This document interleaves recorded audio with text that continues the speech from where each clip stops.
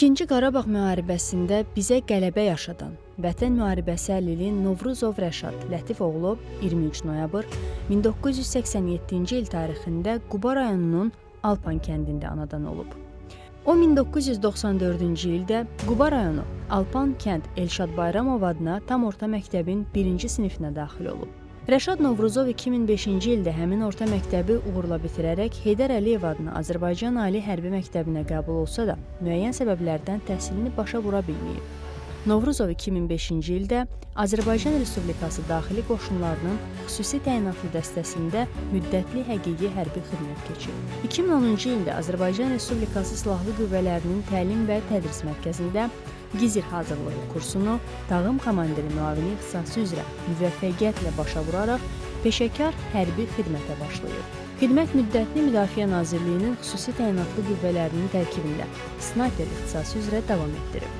Rəşad Novruzov 2016-cı ildə keçirilən aprel döyüşləri zamanı böyük şücaət göstərib. 2020-ci ildə xüsusi təyinatlı qüvvələrin mənsubu kimi Murovdağ və Kəlbəcər istiqamətlərində strateji əhəmiyyətli yüksəkliklərin azad edilməsi əməliyyatlarında fəal iştirak edib.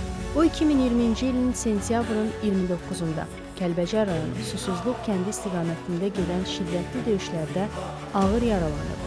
Rəşad Novruzov 2-ci dərəcəli Vətən müharibəsi əlili kimi ordudan təxris edilib. Rəşad Novruzov 2-ci Qarabağ müharibəsində göstərdiyi şücaətə görə Azərbaycan Respublikasının prezidenti İlham Əliyevin sərəncamlarına əsasən Cəbrayılın, Kəlbəcərin, Şuşanın, Xocavəndin azad olunmasına görə cəsur döyüşçü və Vətən uğrunda medalları ilə təltif edilib. O həmçinin şücaətə görə və Vətən müharibəsi iştirakçısı medalları ilə də təltif edilib. Ailəlidir, 3 övladı var.